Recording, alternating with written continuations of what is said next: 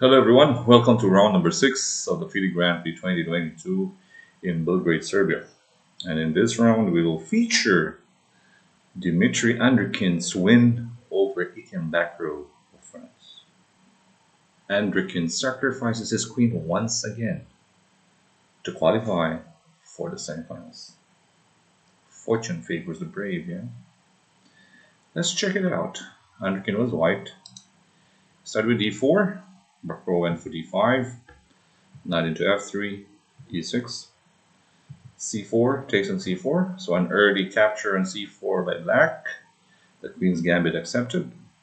White goes for e3. Now he doesn't have to waste time playing bishop d3 and takes on c4. So don't have to waste for one single tempo. Knight f6, bishop takes c4, bishop develops, capturing the c4 pawn, c5, castles, a6, threatening b5 and bishop b7, knight bd2, normal development.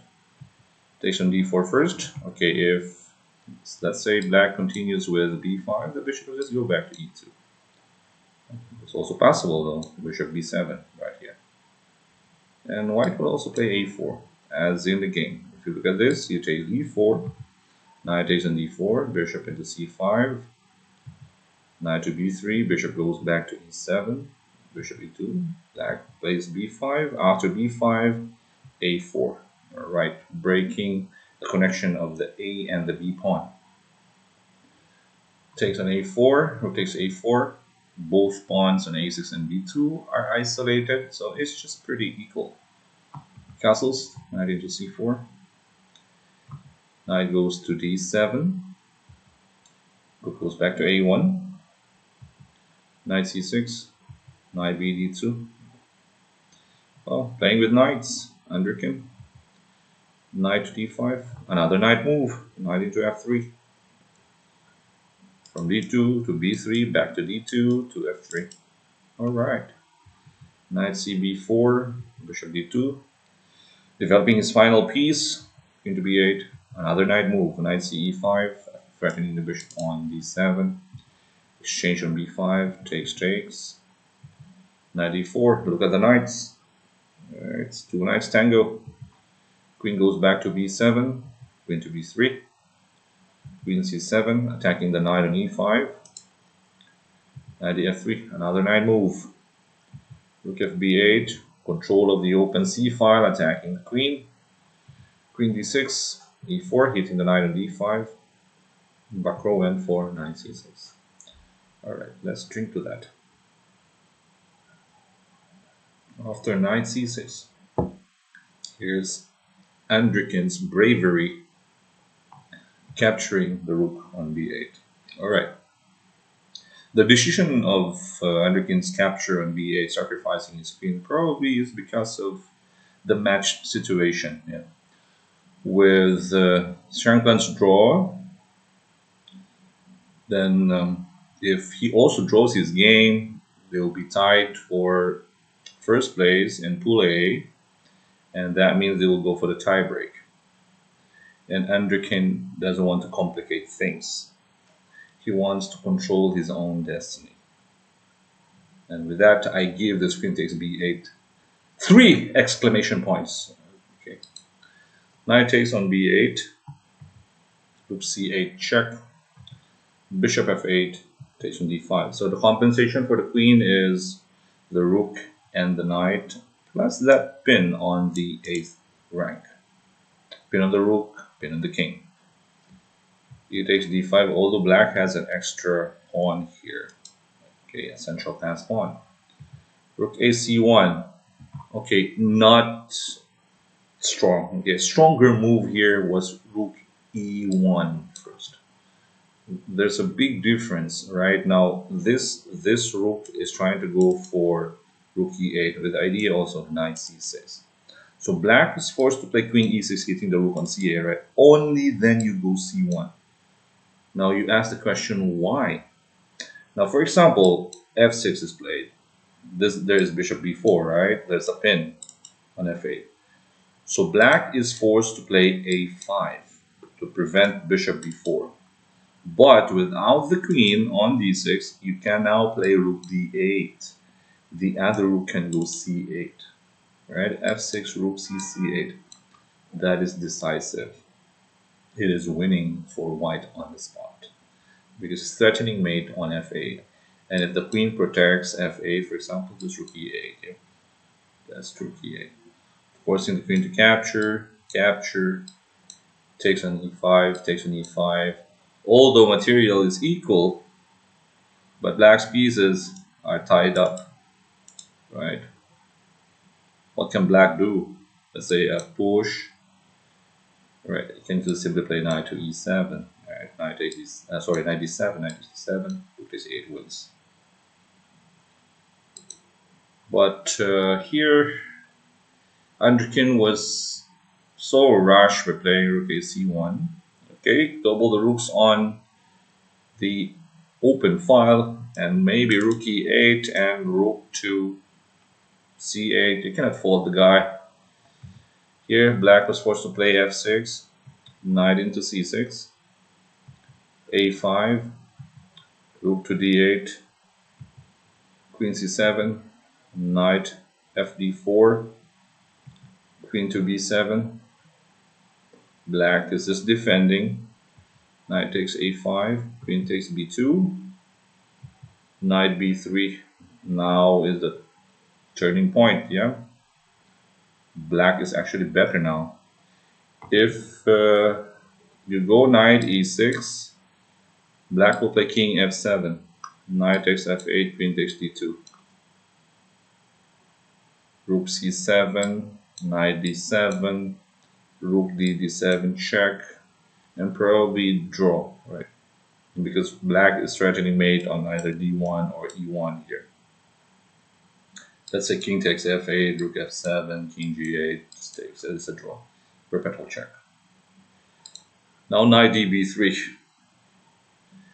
Now this is going to be tricky because a win by Bakro will give him the chance to actually play for the tie breaks against Shankland.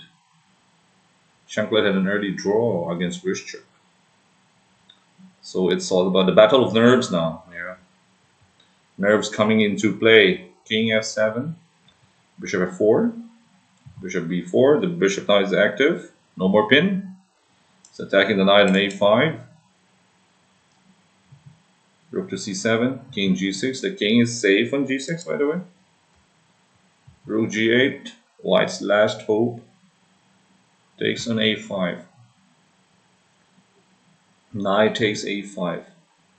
And Bakro, with seconds to play, on the 37th move, captured the knight on a5, which cost him the game. King f5 was winning. Yep.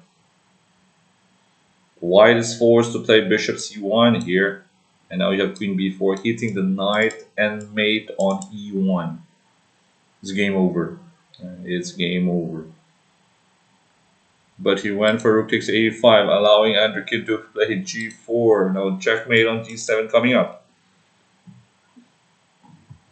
He played knight d7. Okay, the only way to defend here is f5. Queen protecting g7. Probably he was worried about rook takes b8. Yeah. Because if you play queen takes b8, there's rook c6, right? To discovered attack on the king. Bishop takes the queen on b8. But if you play rook takes b8, there's queen a1 check, intermediate check. After king g2, black can protect the 6th rank with rook a6. And black should be alright. But white is fighting also here. But with knight d7, takes on d7, queen b1 check, king g2, queen e4 check, king g3, rook a3 check, king h4. Black cannot stop the mate on g7.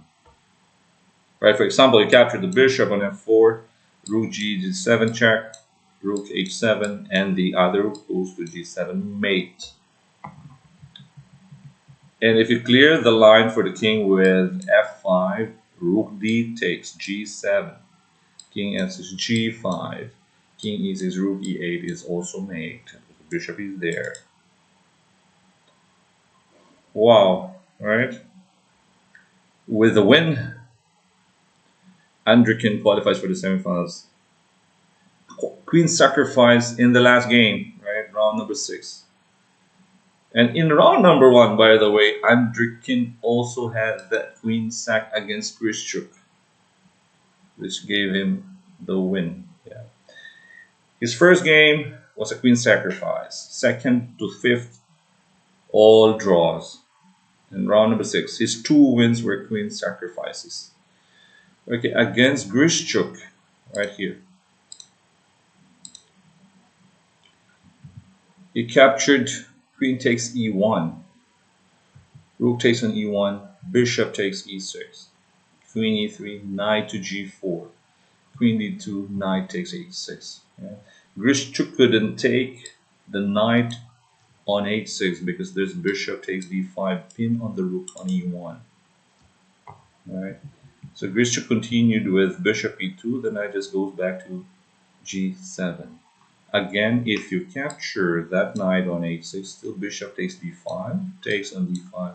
There's rook takes c2, a pin on the bishop. The queen cannot protect the bishop on e2. So Grischuk went for rook f1, knight f7, knight f6 check, just takes, rook takes f6, and then rook c5, h3, right h5, takes, and black went on to win the game. Right? The queen b6. Okay, let's just go to the last position. Rook e7, g5, rook f2, rook takes e4, b3, and bishop d5. Here, Grischuk resigned because black's pieces are just well coordinated. You have the 2 minor pieces plus the rook, knight and bishop and rook against the queen. First game, that was Andreikin's first game, queen sacrifice against Grischuk. His last game against Bakro, another queen sacrifice. And that's it. He's the only Russian in the semi-finals. Pool B, Giri won the pool. Pool C, it is Rapport after drawing his game today with Shurov. So Rapport also now has a bigger chance to qualify for the candidates, by the way, because it's in the semifinals once again. He got 7 points in the first leg in Berlin. Second leg, now he has temporarily has 7 points for qualifying in the semifinals.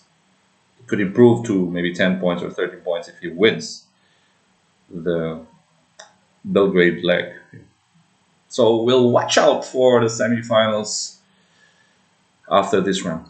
All right. Thank you guys for watching. Thank you for supporting our channel, Try Smash Chess and Try Smash Entertainment on Facebook and on YouTube. This is Coach Oliver. Stay safe, everyone. Bye-bye.